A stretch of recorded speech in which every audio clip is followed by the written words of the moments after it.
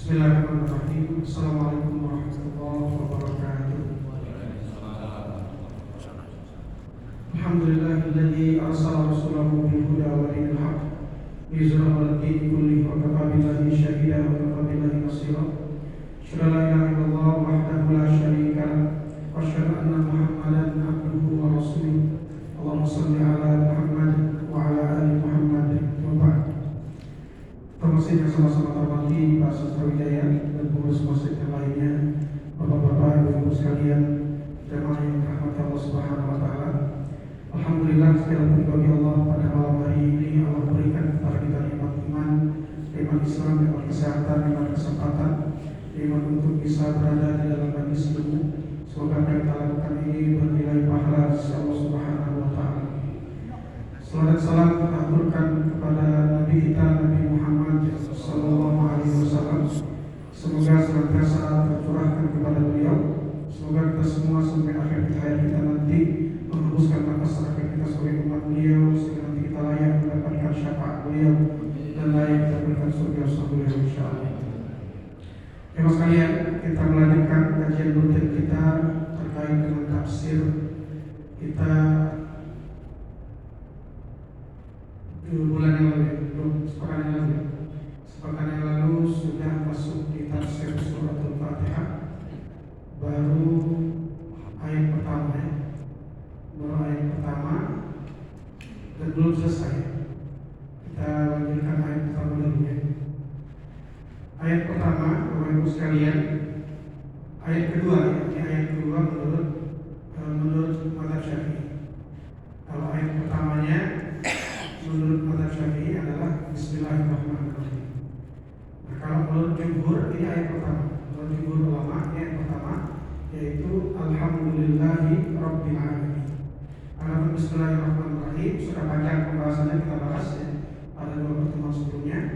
Nah, kita masuk ke ayat pertama menurut jumhur dan ayat kedua menurut mazhab Syafi'i. Bunyinya Alhamdulillahi Rabbil Alamin. Alhamdulillah, kemarin sudah sedikit kita bahas.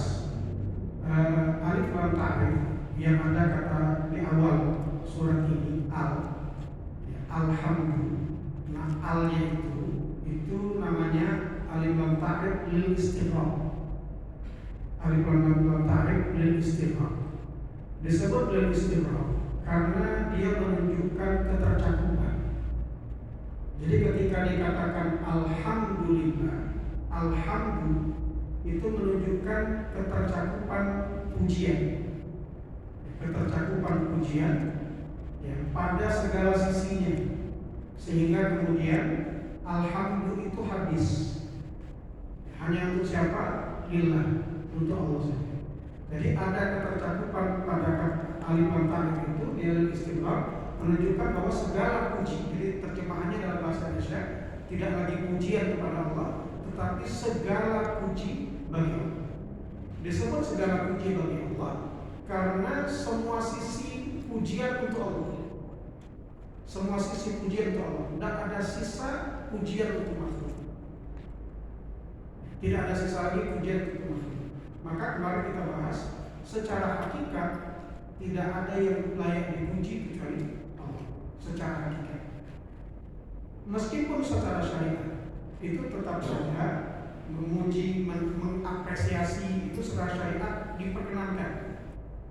Ya, orang memberikan kita sesuatu, kita ucapkan ya, terima kasih, syukran, itu adalah bentuk ya, pujian kepada manusia yang pada hakikatnya manusia itu tidak layak diberikan pujian, tetapi secara syariat manusia itu juga diperkenankan untuk dipuji pada perbuatan baik. Maka Rasul mengatakan, man lam yashkurin nas lam yashkurullah. Siapa yang tidak memuji manusia, tidak bersyukur kepada manusia, tidak dianggap bersyukur kepada Allah. Maka tetap saja ya, secara syariat itu diperkenankan. Maka alif lam dan istighraq itu menunjukkan bahwa segala pujian untuk Allah saja. Yang kedua, itu juga mencakup tentang bukan hanya Allah yang mencakup segala pujian untuk Allah, bukan itu saja, tapi juga mencakup semua perbuatan Allah layak dipuji. Semua perbuatan Allah layak dipuji. Semua perbuatan Allah harusnya dipuji. Kenapa? Kata para ulama, Allah itu melakukan sesuatu cuma karena dua hal. Motif Allah melakukan sesuatu itu hanya dua saja. Apa itu? Yang pertama al-fadlu, yang kedua al-adl. Jadi kalau sesuatu terjadi di alam semesta ini, pada diri kita, pada siapapun itu cuma karena dua hal. Yang pertama al-fadlu, yang kedua al-adl. Al-fadlu itu apa? Al-fadlu itu karunia, keutamaan, kemahamurahan. Jadi Allah, ya, jika kita kemudian mendapatkan nikmat, ya, kemudian mendapatkan segala hal, banyak hal, semuanya karena fadlullah, karena karunia Allah, karena kemahamurahan Allah, sehingga Allah berikan kepada kita. Kalau kita merasa sakit, atau kita merasa berat, atau mendapatkan musibah, atau apapun itu, ya, atau bahkan dihukum, diazab baik di dunia maupun di akhirat, itu semua karena adilullah, karena keadilan Allah. Jadi seluruh yang berlaku di alam semesta ini dua saja kemungkinan. Yang pertama al-fadlu, yang kedua al-adl. Sehingga semuanya layak dipuji. Ketika Allah memberikan al-fadlu, kemurahannya, maka Allah layak dipuji. Ketika Allah menakdirkan sesuatu dengan keadilannya, maka Allah juga layak dipuji, meskipun itu kadang-kadang terasa menyakitkan. Jadi dua inilah yang terjadi alam semesta ini, yaitu karena fadlullah dan karena adlullah, sehingga Allah layak dipuji semua. Maka termasuk dalam Allah, Ibnu Umar ketika mendapatkan musibah, dia mengatakan, ya, aku bersyukur, alhamdulillah ala musibah. Aku bersyukur atas musibah yang menimpa. Ya. Lalu dia menyebutkan yang pertama, kenapa aku bersyukur kalau ada musibah? Yang pertama kata dia, aku bersyukur karena lam yakun musibati bidini. Yang pertama kata dia, yang membuat aku bersyukur adalah musibahku ini tidak terjadi pada agama. Jadi yang menjadi musibah itu bukan agama, tapi urusan dunia. Jadi para sahabat itu melihat musibah itu dua, satu musibah dunia, dua musibah agama. Sebagaimana nikmat itu ada dua, nikmat dunia, nikmat agama. Maka kata Ibnu Umar, ya, ketika dapat musibah sebesar apapun di dunia, dia mengatakan, aku bersyukur kepada Allah. Kenapa? Lam yakun musibati fi dini. Yang jadi musibah ini bukan pada urusan agama. Selagi musibah itu bukan pada urusan agama, dia layak disyukur. Sakit, apalagi hilang harta, hilang jabatan, oke, semuanya. Yang dia urusan dunia, dia masih layak disyukuri. Karena musibah itu pada urusan dunia, bukan urusan agama. Contoh musibah pada urusan agama, apa yang tidak layak disyukuri? Tidak sholat, makan haram, nyogok, nyuap, itu pada urusan agama, musibah. Nah yang begini nggak bisa disyukuri, nggak bisa disyukuri. Tapi selagi dia pada urusan dunia, kata Ibnu Umar, maka dia layak disyukuri karena musibah ini bukan pada urusan agama. Ini yang pertama, kata Ibnu Umar. Yang kedua kata Ibnu Umar, kenapa aku mensyukurinya? Karena kata Ibnu Umar, Allah tidak memberikan kepada musibah lebih besar dari musibah ini. Kenapa? Karena Allah itu maha menakdirkan segalanya. Allah maha menakdirkan segalanya. Pada hakikatnya, Allah kata Ibnu Umar mampu dan bisa dengan mudah memberikan aku musibah yang lebih besar. Tapi Allah menakarnya dengan sebaik-baik takaran, lalu memberikan musibah kepadaku seperti yang aku alami saat ini dan tidak memberikan yang lebih besar. Itu yang kedua, kenapa aku bersyukur. Yang ketiga kata Ibnu Umar, kenapa aku bersyukur? Li'annallaha razaqani ridho bi musibah. Yang ketiga kata Ibnu Umar, ini yang sangat penting kata Ibnu Umar, ketika dapat musibah, aku bersyukur kepada Allah karena Allah memberikan aku rezeki untuk ridho pada musibah ini, meridhoi musibah. Karena musibah di atas musibah, kata para ulama adalah orang yang mendapatkan musibah lalu tidak ridho dengan musibah itu, menyalahkan Allah, bahkan murka pada Allah dan musibah ini. Nah, itu musibah di atas musibah. Masya Allah ya, Bapak Ibu sekalian, inilah para ulama, para sahabat ya, memaknai musibah. Ya, kadang-kadang kita ini dapat musibah dikit beruntuk dimajang, ya. Dapat musibah dikit tak berhenti. Entah siapa yang disalahkan, pokoknya jangan aku yang salah. Pacak nyala ke bini, pacak nyala ke anak, mendapat musibah. Pacak nyala ke tanggung, pokoknya yang lain, pacak nyala ke Allah. Sampai kadang-kadang ngomong, ya Allah, aku terus yang musibah macam ini. Kalau baik belum, ya Allah, aku tak layak. Dia lebih sombong lagi, aku tak layak, ya Allah, terima ini ya Allah. Aku dari kecil semayang, bermaksiat tidak. Apalah bukti kebahagiaan sini. Menyalahkan. Ini Masya Allah ya, sehingga kalau disebutkan Alhamdulillah tadi al-nyalil istighfar, sehingga semua pujian untuk Allah dan semua yang Allah takdirkan layak dipuji. Saya ingat Bapak Ibu sekalian, dulu saya pernah cerita tentang riwayat orang para ulama Balkan itu datang ke Baghdad. Ulama Balkan itu datang ke Baghdad, lalu ketemulah dengan orang-orang Baghdad, lalu dia mengatakan, ya ahlal Baghdad, kaifa halukum? Wahai penduduk Baghdad, apa kabar kalian? Lalu penduduk Baghdad mengatakan, nahnu, kami, kata mereka, idza u'tina syukran. Kami, kata penduduk Baghdad, kondisinya kalau Allah berikan kepada kami nikmat, maka kami bersyukur. Wa idza muni'na sabar. Dan kalau kami tidak mendapatkan nikmat, kami bersabar. Ini perkataan luar biasa. Untuk melakukan hal ini saja berat. Diberi bersyukur dan diberi bersabar. Tapi lihat apa kata ulama Balkan ini. Orang yang kenal Allah, arif billah, jadi disebut dengan arif billah. Ya, orang yang sudah kenal Allah itu disebut arif billah. Arif billah itu kalau bahasanya Imam Al-Ghazali, orang kalau sudah kenal Allah, itu puncaknya semua yang dia rasakan dalam hidup itu layak disyukuri. Tidak ada yang layak disabari, semua layak disyukuri. Maka ketika orang Baghdad berkata begini, arif billah ini berkata, perkataannya agak keras, tapi beginilah ya. Dan ini juga pertama saya mendengarkannya saya kena juga. Dia mengatakan, idzan famal farqu bainakum wa bainal kilab. Kata dia, kalau begitu kondisi kalian, apa bedanya kalian dengan anjing? Apa bedanya kalian dengan anjing? Maksudnya anjing di Balkan, apa bedanya kalian dengan anjing di Balkan?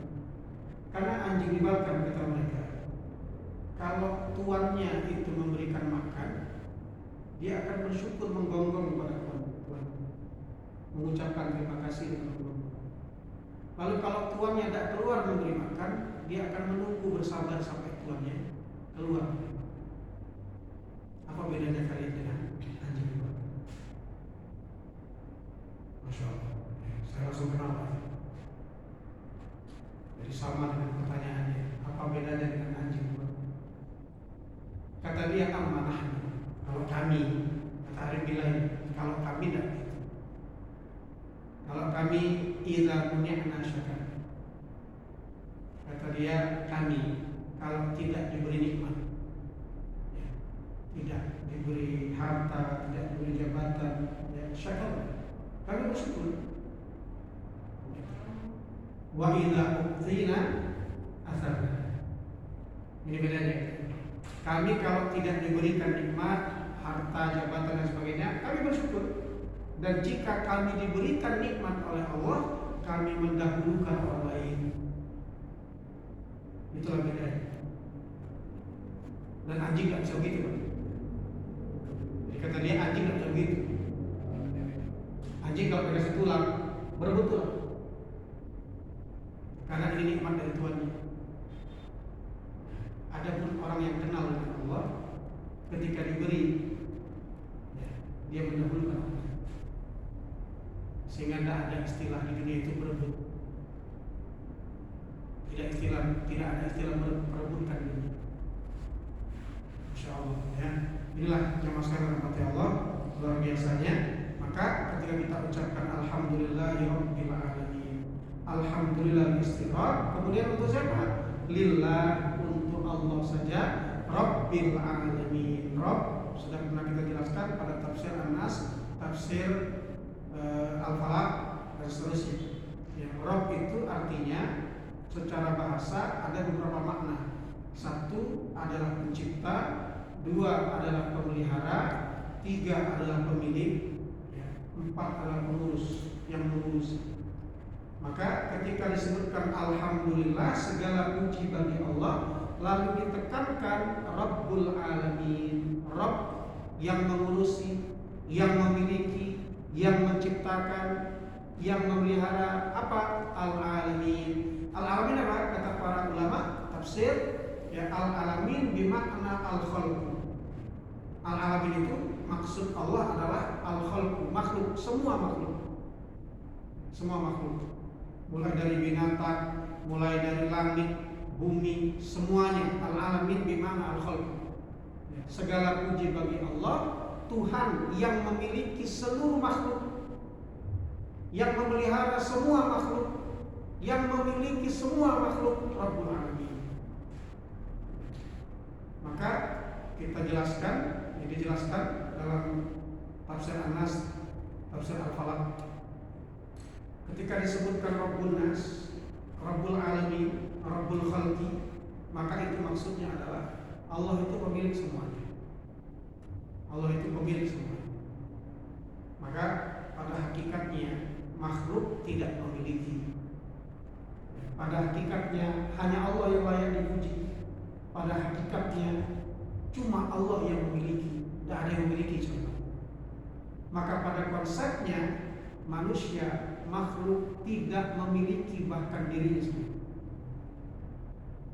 Tidak memiliki bahkan dirinya sendiri. Manusia itu milik Allah Subhanahu. Sehingga kalau manusia milik Allah, seharusnya memang, ya, sebelum kita paham yang tadi, Alhamdulillah tadi, karena manusia ini milik Allah, seharusnya memang apapun yang Allah lakukan kepada manusia itu terima, karena manusia milik Allah. Apapun yang Allah lakukan kepada manusia terima, karena milik Allah. Kalau di manusia ini kita sering ngomong, ya, misalnya kalau kita lagi, ya, melakukan sesuatu atas harta milik kita, lalu orang mengatakan, apa milik kita? Harta milik dosa kan? Ya, itu kan karena kita memiliki.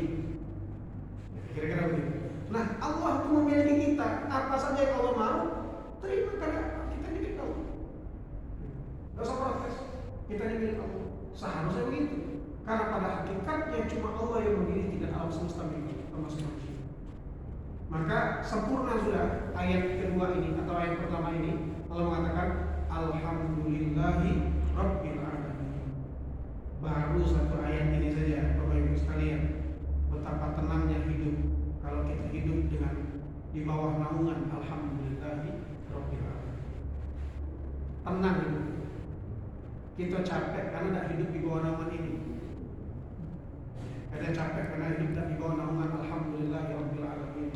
Itu juga kenapa disyariatkan kita membacanya berulang-ulang dalam setiap harinya, karena betapa luar biasanya maknanya, sehingga hidup manusia itu nyaman, hidup manusia itu tenang, bersyukur, ya, masya Allah. Ya, ini yang ayat pertama. Ayat yang kedua, ayat yang ketiga atau ayat yang kedua, Ar-Rahmanir-Rahim. Alhamdulillahirabbil alamin, Ar-Rahmanir-Rahim.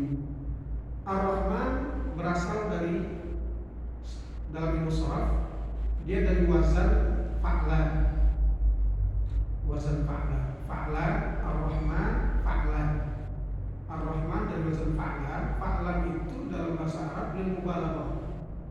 Ismun lil mubalaghah. Jadi ketika disebutkan dengan wazan fa'lan itu untuk menunjukkan mubalaghah. Mubalaghah itu apa namanya? Keberlebihan. Lebih dari biasanya fa'lan. Mubalaghah itu lebih dari biasanya. Misalnya begini, dalam bahasa Arab orang tidur itu secara bahasa disebut naimun. Naimun. Ya, siapa itu orang tidur? Manin naim. Siapa yang tidur itu? Itu dalam bahasa Arab naim. Tapi ketika dia pakai ismul mubalaghah, dia nggak lagi disebut naim, tapi disebut dengan nauba. Nauba karena pakai mubalaghah. Secara bahasa pakai mubalaghah. Oh, dia disebut nauba. Nah, nawam bukan lagi orang tidur. Naim orang tidur, tapi kalau sudah disebut nawam bukan lagi orang tidur, tetapi orang yang tidur terus. Tidur baik-baik. Itu namanya nauba. Pakai wazan fa'lan. Nah, maka Ar-Rahman dalam ayat ini itu pakai wazan fa'lan. Pakai wazan fa'lan yang menunjukkan bahwa Allah itu sangat pengasih. Allah itu sangat pengasih. Ar-Rahman itu Allah sangat pengasih karena pakai wazan fa'lan. Sehingga Allah mengatakan dalam Al-Quran, ya, wa rahmati wasi'at kulla syai'. Allah mengatakan, dan rahmatku mencakup segala sesuatu. Rahmatku, kasihku itu mencakup segala sesuatu. Segala sesuatu tidak terkecuali. Ya, mau beriman, mau kafir, mau munafik, semuanya Allah kasih rahmatnya. Mau binatang, ya mau tumbuh-tumbuhan, mau manusia, semuanya Allah kasih rahmatnya. Ya, rahmati wasi'at kulla syai'. Jadi rahmat itu menunjukkan bahwa Allah memberikan rahmatnya kepada semuanya tanpa terkecuali. Apa hubungannya dengan rahim? Allah menyandingkannya dengan Ar-Rahmanur Rahim. Ar-Rahim artinya apa? Kalau Ar-Rahman, rahmat Allah mencakup segala sesuatu, Allah berikan rahmatnya kepada siapapun, ya, tidak melihat dia beriman atau kafir dan sebagainya. Maka Ar-Rahim, kata para ulama, adalah cara dan kadar Allah memberikan rahmat. Ar-Rahman itu rahmat Allah yang mencakup segala sesuatu, sedangkan Rahim adalah cara dan kadar Allah memberikan rahmat kepada makhluk. Takaran. Ar-Rahman berarti semuanya Allah kasih rahmatnya.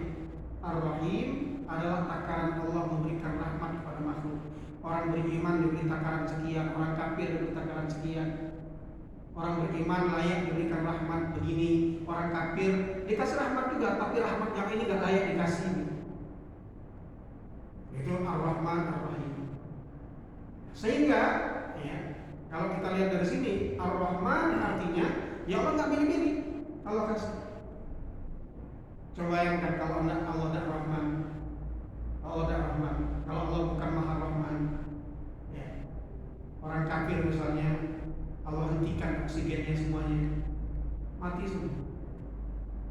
Tapi karena Allah Maha Rahman, Allah beri semua. Nah, Ar-Rahimnya Allah kemudian tidak begitu, ya, takarannya beda. Nanti kepada orang beriman Allah berikan rahmat dan taufik untuk taat. Allah berikan rahmat dalam bentuk nanti mendapatkan surga dan seterusnya. Ketenangan hidup di dunia Allah kasihkan kepada orang beriman. Tapi orang kafir tidak. Nah, itu lebih bedanya Ar-Rahman Ar-Rahim. Maka kata para ulama, Bapak Ibu sekalian yang dirahmati Allah, nama Allah Ar-Rahman itu tidak boleh diberikan kepada selain Allah. Tidak boleh diberikan kepada selain Allah. Ar-Rahman tidak boleh diberikan kepada selain Allah. Cuma Allah yang boleh memiliki nama Ar-Rahman. Ini apa namanya? Secara akidah. Cuma Allah yang boleh diberikan nama Ar-Rahman. Adapun Rahim boleh diberikan kepada orang lain, diberikan kepada makhluk, boleh. Maka Allah ketika menyebutkan menyifati Nabi Muhammad salah satunya Raufur Rahim. Ya. Harisun alaikum bil mu'minina Raufur Rahim. Ya. Di antara bentuk apa namanya sifat Nabi itu rahim, ya, kepada orang-orang beriman rahim. Tapi Nabi nggak disebut Rahman, karena Rahman hanya milik Allah saja. Nggak boleh ada yang bernama Ar-Rahman, nggak boleh. Abdurrahman boleh? Boleh. Abdurrahman boleh. Tapi panggilannya jangan Rahman. Panggilannya jangan Rahman. Panggilannya Badrul. Rahman tidak boleh, karena Rahman hanya milik Allah saja. Makruh hukumnya memberikan nama orang Ar-Rahman atau mengambilnya dengan Rahman makruh. Sebaiknya tidak, karena cuma milik Allah saja. Kalau Abdurrahman boleh, salah satu nama terbaik itu Abdurrahman, Abdullah, Abdurrahman. Kata Rasul, dua nama terbaik itu Abdullah dan Abdurrahman. Tapi manggilnya tidak boleh Ar-Rahman, tidak boleh manggil Rahman, karena Rahman hanya milik Allah saja. Ya. Nah ini ya Ar-Rahman Ar-Rahim.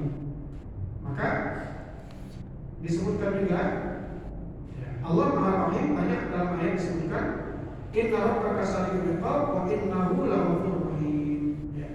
Sesungguhnya Tuhanmu itu cepat iqabnya, adabnya, wa innahu laghafurur rahim. Dan Dia Allah Maha Pengampun lagi Maha Penyayang. Nah ini Ar-Rahman Ar-Rahim. Berikutnya Bapak Ibu sekalian, Maliki Yaumiddin. Maliki Yaumiddin itu ada 3 qiraah yang semuanya benar. Yang mutawatir itu ada 3 qiraah.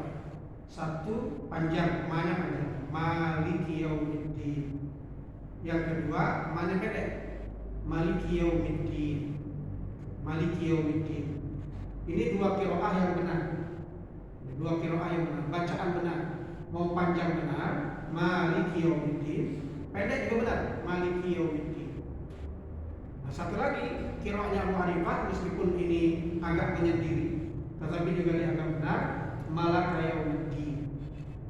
Malaka Yaumiddin. Ada 3 cara bacanya, ya. Maliki Yaumiddin, ya. Kemudian Maliki Yaumiddin, Malaka Yaumiddin. 3. Tetapi maknanya beda. Ketika disebutkan Maliki Yaumiddin, itu artinya Allah Maliki Yaumiddin, pemilik hari pembalasan. Pemilik hari pembalasan. Jadi Allah itu pemilik hari pembalasan. Tapi ketika dibaca Maliki Yaumiddin, ya, Allah raja hari pembalasan. Allah raja hari pembalasan. Maliki Yaumiddin, ya. Kalau Malaka itu Allah yang memiliki tapi dalam bentuk lain. Nah, kalau dia Malik, Allah yang memiliki hari pembalasan. Kalau Maliki Yaumiddin, Allah raja hari pembalasan. Itu beda maknanya. Apa yang dimaksud? Kenapa disebutkan Maliki Yaumiddin, Allah pemilik hari pembalasan? Ya, ini disebutkan karena nanti, ya, karena Allah pemilik hari pembalasan ini, maka Allah semua yang akan ngatur. Karena Allah pemilik pembalasan itu, Allah semua yang ngatur. Jadi Allah yang ngatur semuanya. Nanti Allah akan balas dengan balasan seperti apa, itu Allah semua yang ngatur. Dan pasti akan ada pembalasan itu. Maliki Yaumiddin itu artinya Allah pemilik, maka semuanya akan Allah berikan balasan. Maliki Yaumiddin, Allah rajanya, di hari pembalasan Allah rajanya. Maka nanti di hari pembalasan nanti akan Allah katakan, ya, Aina mulukul ard, mana raja-raja yang ada di bumi dulu? Aina mulukul ard, mana raja-raja di bumi? Kesini, muncul, diam semua dan takut semua raja-raja itu. Diam semua dan takut semua. Karena pada hari itu semuanya dibangkitkan sama. Yang dulu pernah jadi presiden, yang dulu pernah jadi raja, yang dulu pernah menguasai manapun, semua akan dibangkitkan sama. Dibangkitkan sebagai manusia, tidak berpakaian satu helai benang pun, tidak kemudian juga pakai sandal. Itu semuanya dalam kondisi ketakutan, sehingga Allah kemudian sampai mengatakan mana raja-raja dunia. Karena raja dunia itu cenderung sombong, cenderung merasa terhormat, cenderung merasa hebat. Maka nanti pada hari itu kita gimana? Semuanya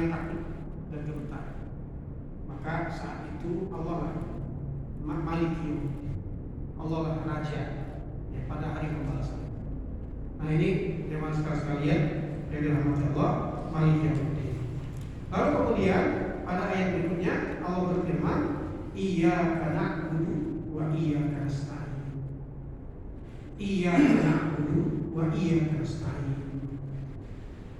Bentuknya ini pakai didahulukan kata-kata iyyaka. Sebenarnya cukup sebenarnya kalau kita mengatakan na'budu. Na'budu ya Allah wa nasta'in. Kami menyembahmu ya Allah dan kami meminta pertolongan kepadamu. Cukup sebenarnya. Tapi Allah ya tidak menganggap itu cukup. Sehingga kemudian pada ayat ini didahului dengan kata-kata iyyaka na'budu wa iyyaka nasta'in. Iyyaka itu artinya adalah hanya engkau, hanya kepadamu na'bud, hanya kepadamu kami menyembah dan hanya kepadamu kami minta pertolongan. Kata para ulama, perhatikan redaksinya. Perhatikan redaksinya. Sebenarnya Allah juga sebenarnya cukup mengatakan iyyaka na'budu wa nasta'in. Tidak perlu diulang iyyakanya itu. Sudah cukup iyyaka na'budu wa nasta'in, sudah cukup. Tapi Allah tidak mau. Dalam ayat ini Allah membedakan ya, mengulang iyyaka na'budu wa iyyaka nasta'in. Kenapa? Karena ini butuh penekanan. Bahwa hanya kepada Allah kita beribadah, menyembah, dan hanya kepada Allah kita minta pertolongan. Butuh penekanan. Kenapa? Satu,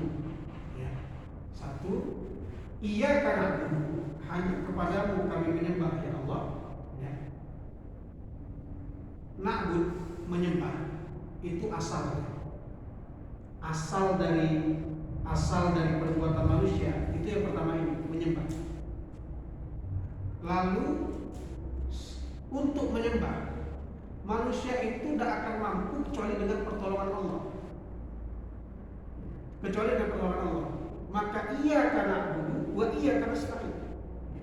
Iyyaka na'budu wa iyyaka nasta'in, karena menyembah juga butuh pertolongan Allah.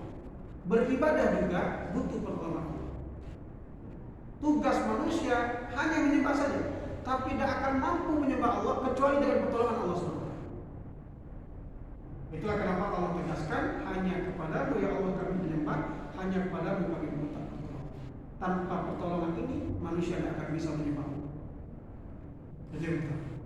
Yang kedua, kata Imam Ibnu Taimiyah, ketika kita mengucapkan iyyaka na'budu, hanya kepadamu ya Allah kami menyembah, maka ini akan memunculkan keikhlasan. Yang muncul keikhlasan, yang muncul hati ini ikhlas, yang muncul ya tidak ada riya di situ, tidak ada riya di situ.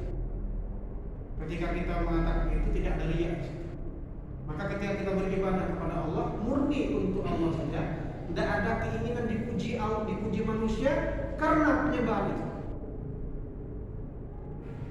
Kita sholat dengan kalimat iyyaka na'budu, kita tidak ingin dipuji oleh siapapun, karena kita sholat cuma untuk Allah saja. Bersedekah atau apapun itu ibadah-ibadah lain cuma untuk Allah saja, sehingga tidak ada urusan dengan apa yang dikatakan manusia terhadap diri kita. Tidak ada urusan. Iyyaka na'budu, hanya kepada Engkau ya Allah kami menyembah. Nah, lalu dilanjutkan dengan iyyaka nasta'in. Kenapa disebut iyyaka nasta'in? Hanya kepadamu kami minta pertolongan. Maka begini kata Imam Ibnu Taimiyah, kenapa butuh disebutkan iyyaka nasta'in? Hanya kepadamu ya Allah kami minta pertolongan, agar tidak timbul ujub dalam diri manusia. Tidak ada timbul ujub. Kalimat hanya kepadamu kami minta pertolongan itu membuat manusia sadar betul kalau dia berhasil pada urusan apapun, semuanya karena pertolongan Allah SWT. Tidak ada ujub dalam itu. Ya. Nah itulah kenapa kita setiap hari menyebut iyyaka nasta'in. Berdagang, laku banyak, tidak pernah sedikit pun merasa hebat, tidak pernah sedikit pun merasa ini usahanya, dia merasa ini semua pertolongan. Iya, tidak ada timbul rasa ujub, karena ujub merusak semuanya. Ujub merusak semuanya. Datang ke rumahnya melihat rumahnya, memandang rumahnya, ya, ingat dengan iyyaka nasta'in. Tidak ada ujung. Kalau rumahnya bagus, tidak ada ujung. Kalau rumahnya bahkan juga tidak bagus, tidak ada berkecil hati, semuanya pertolongan Allah. Kita dulu bawa apa di dunia? Tidak ada kita bawa. Lalu hari ini memiliki itu, iyyaka nasta'in. Tidak ada ujung. Semuanya Allah yang menolong. Kalau Allah tidak tolong, tidak dapat apa-apa, tidak akan memiliki apa-apa. Maka iyyaka na'budu itu keikhlasan, iyyaka nasta'in memerangi ujub dalam diri manusia. Sehingga semuanya, ilmu yang dipunya, harta yang dipunya, pangkat dan jabatan yang dipunya, iyyaka nasta'in. Semuanya karena pertolongan Allah Subhanahu wa taala. Tidak ada yang lain. Ya, semuanya karena pertolongan Allah Subhanahu wa taala. Nah, jemaah sekalian dirahmati Allah, ayat ini juga kalau kita ingat hadis yang pernah saya baca di awal pertemuan, ya kata Allah dalam sebuah hadis qudsi, ketika hambaku berkata iyyaka na'budu wa iyyaka nasta'in, maka Allah mengatakan qultu hadza ma baini wa baina 'abdi. Allah akan katakan ketika kita mengucapkan dalam setiap sholat itu iyyaka na'budu wa iyyaka nasta'in, maka Allah akan berkata, ini adalah perjanjian antara aku dengan hamba. Jadi itu tidak sembarangan juga. Kita ucapkan iyyaka na'budu wa iyyaka nasta'in. Kita sedang berjanji, bertransaksi dengan Allah, ya, bahwa kita betul-betul hanya akan menyembahnya. Kita tidak akan menyembah jabatan, tidak akan menyembah pangkat, atau menyembah harta, apalagi menyembah patung, apalagi menyembah binatang. Iyyaka na'budu wa iyyaka nasta'in. Kita berjanji kepada Allah, seberat apapun hidup, dan minta tolong kecuali hanya kepada Allah secara hakikat. Seberat apapun hidup, seberat apapun musibah, dan minta tolong kecuali hanya kepada Allah saja. Ya. Sehebat apapun yang dihasilkan, yakin betul bahwa itu hasil dari pertolongan Allah Subhanahu wa taala. Nah, itulah iyyaka na'budu wa iyyaka nasta'in. Jemaah dirahmati Allah Subhanahu wa taala.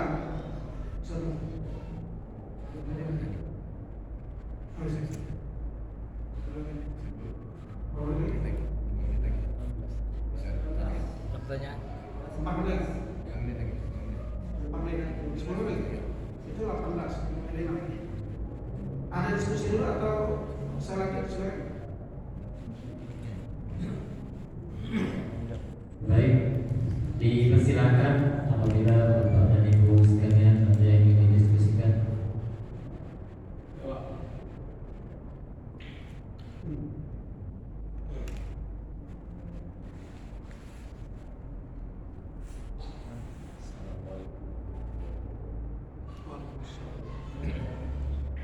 Assalamualaikum warahmatullahi wabarakatuh.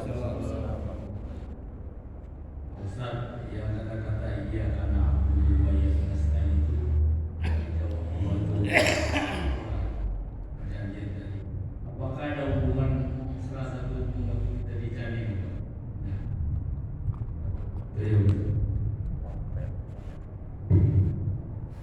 Yang dimaksud dijamin itu ayat yang mengatakan alastu bi rabbikum qalu bala, ya. Jadi Allah di dalam Al-Qur'an mengatakan, ya Allah sudah bertanya kepada manusia, itu bukankah aku Tuhanmu? Maka semuanya mengatakan bala, tentu engkau adalah Tuhan kami. Itu perjanjian juga yang disebutkan dalam Al-Qur'an. Tetapi perjanjian itu bukan di alam janin.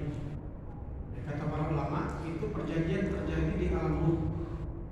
Di alam ruh. Jadi ketika manusia bentuknya bukan belum dalam bentuk janin, belum dalam bentuk fisik, tapi ketika ruh manusia diciptakan, lalu kemudian Allah mengambil perjanjian dengan mengatakan alastu bi rabbikum, apakah aku Tuhan kalian? Qalu bala, yang mereka akan mengatakan tentu. Qalu bala syahidna, ya, tentu kami menyaksikan engkau adalah Tuhan kami. Itu perjanjian di alam ruh. Maka ruh tidak akan mengingkari. Ruh tidak akan mengingkari. Maka ruh yang ada di dalam diri manusia itu selalu komit dengan kebenaran. Ruh itu selalu komit dengan kebenaran.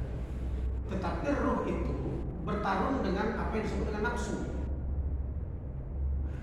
Ketika ketika ruhnya ini menang, kuat ruh ini dalam diri manusia, maka dia pasti akan membawa kepada kebaikan, akan muncul cahaya dalam hidupnya, muncul kebaikan, lalu hatinya bersih. Kalau ruh itu diikuti, ruh itu tidak akan mengingkari apa yang sudah menjadi perjanjian ini.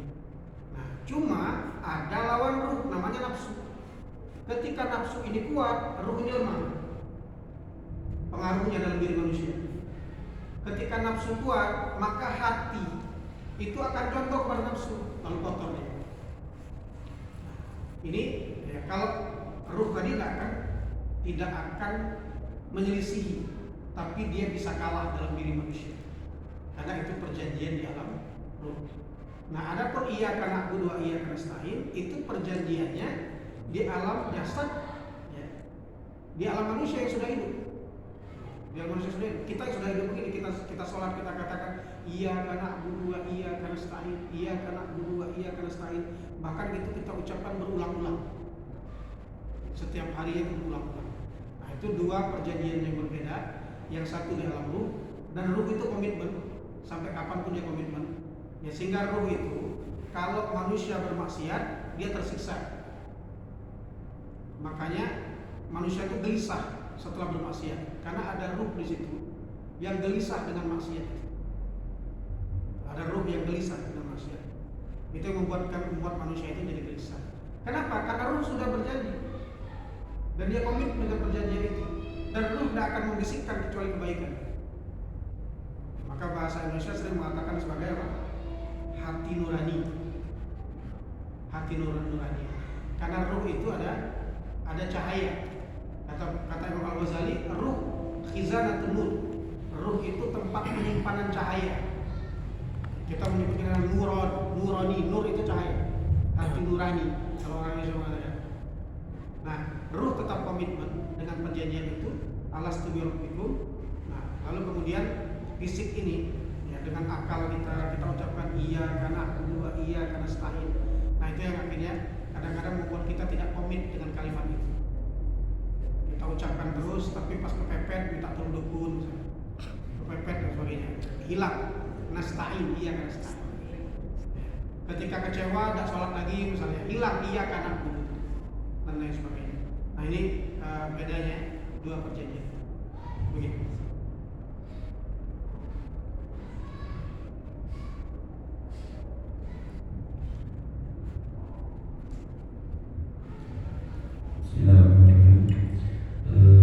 Ustaz, kami langsung saja. Kami bertanya terkait materi yang disampaikan pada minggu yang lalu, Ustaz. Tapi kalau kemarin tidak ada sesi tanya, jadi kami tanya sekarang, Ustaz. Terkait khilaf pada bagian ayat Bismillah, Ustaz. Kemarin Ustaz jelaskan ada 4 khilaf dan konsekuensi hukumnya. Yang kami ingin tanyakan, Ustaz, terkait pendapat dari Imam Syafi'i bahwa basmalah itu adalah bagian dari Al-Fatihah dan basmalah termasuk di dalam ayat ke-1. Sementara jumhur ulama berpendapat bahwa sepakat di 2 ayat itu saja. Artinya di ayat terakhir itu tidak boleh dipotong. Siratal ladzina an'amta 'alaihim ghairil maghdubi 'alaihim waladdallin. Nah, sementara banyak kita temukan yang membaca jahar basmalah, tapi di ujung malah yang dipotong gitu.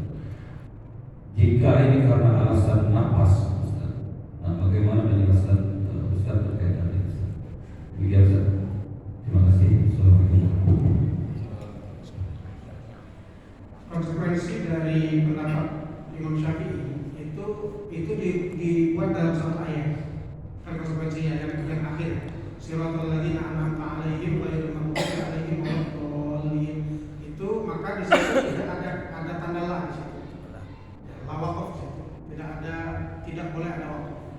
Sehingga seperti itu. Cuma saya juga secara pribadi, karena saya bukan ahli qiraat, saya bertanya kepada ustadz yang ahli di bidang ini. Jadi saya bertanya kepada ustadz yang ahli di bidang ini. Di Al-Quran ada satu orang, Ustaz Heri namanya. Beliau hafiz Quran sangat mungkin sangat kuat hafalannya, dan sudah mendapatkan 3 sanad. 3 sanad hafalannya bersanad sampai Rasulullah 3 sanad. Salah satu muridnya Ustaz Tofal ini, salah satu murid saya ini. Nah itu beliau, saya bertanya, Ustaz, la waqaf di situ seperti apa sih? Apakah di situ menunjukkan keharaman berhenti di situ ataukah tidak? Nah beliau mengatakan begini. Ini saya kutip dari beliau karena saya bukan ahlinya. Beliau mengatakan la di situ itu tidak menunjukkan keharaman sebenarnya, tidak menunjukkan keharaman. Ya, sehingga kemudian kalau apalagi kalau ada alasan nafas dan lain sebagainya, itu sebenarnya dibolehkan saja, meskipun ada tanda la di situ, karena dia tidak menunjukkan keharaman. Tetapi afdal memang tidak berhenti di situ. Dalam mazhab Syafi'i afdal untuk tidak berhenti di situ. Kalaupun berhenti di situ, apalagi dengan alasan lain, sebenarnya tidak juga sampai kepada pengharaman, tetapi juga afdalnya lebih baik untuk dilanjutkan. Artinya kalau dia apalagi dengan alasan nafas, itu tidak mengurangi makna Al-Fatihahnya dan tidak bermasalah juga secara qiraat. Cuma afdal dilanjutkan. Tapi kalau pakai mazhab jumhur, justru di situ adalah batas dari ayat ke-6. Suratul ladzina an'amta 'alaihim, nah itu batas ayat ke-6, ghairil maghdubi 'alaihim waladdallin, baru ayat ke-7. Jadi kalau ikut mazhab jumhur. Jadi kalau apalagi kalau alasan nafas itu tidak masalah. Memang ada yang keras dalam masalah ini. Ada yang mulai keras. Saya juga bahkan pernah ditegur di sebuah masjid oleh orang tua kita, sudah senior. Setelah saya jadi imam, saya didatangi, saya berterima kasih. Itu juga yang membuat saya juga mencari tahu lagi, belajar lagi. Dia mengatakan, kamu tadi salah, kamu berhenti di suratul ladzina an'amta 'alaihim. Kayak saya juga punya masalah nafas masalahnya. Saya punya masalah nafas sehingga saya biasanya berhenti di situ. Nah sehingga saya katakan, saya cuma mengucapkan terima kasih saja. Terima kasih Pak, sudah ditegur, sudah diberitahu. Terima kasih. Nah, artinya memang ada juga yang seperti itu. Artinya kalau memang bisa nggak diputus karena ini banyak mazhab Syafi'i, lebih bagus kalau memang bisa. Cuma kadang berat juga yang napasnya panjang sama-sama diaman gitu. Cuma yang napasnya pendek ini agak berat, harus melanjutkan. Itu kan Ustaz. Silakan Ustaz.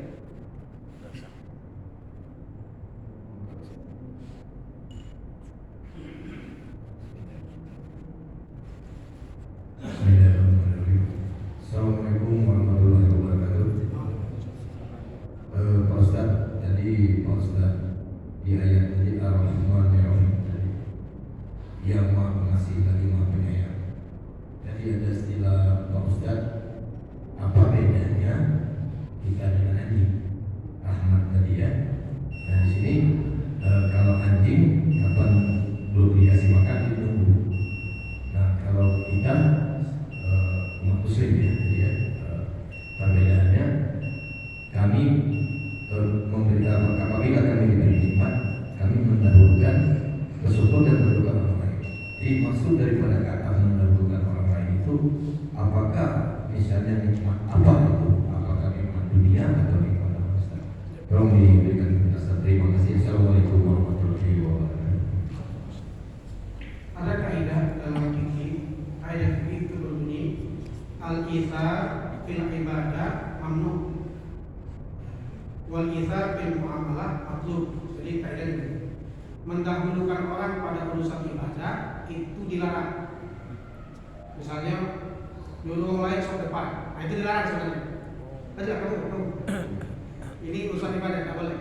Seharusnya berebut untuk sok depan. Itu kan tidak kita dulu kamu. Satu, wudhu juga nggak boleh mendahulukan orang karena urusan ibadah. Kalau kita sudah duluan, ada orang datang lagi, kita tidak boleh, silakan duluan. Kita duluan karena ini urusan ibadah. Karena al-itsar fil ibadah mamnu, kaidahnya. Ya, mendahulukan orang pada urusan ibadah dilarang. Wal itsar fil muamalah matlub. Sedangkan mendahulukan orang lain pada urusan muamalah manusiawi itu dianjurkan. Nah ini kaidahnya. Tadi ikhtar itu ada kaidahnya juga. Ya, tidak boleh sembarangan cuma mendahulukan orang pada urusan agama tidak boleh. Itu gimana? Itu saja yang bisa kita. Assalamualaikum warahmatullahi wabarakatuh. Waalaikumsalam.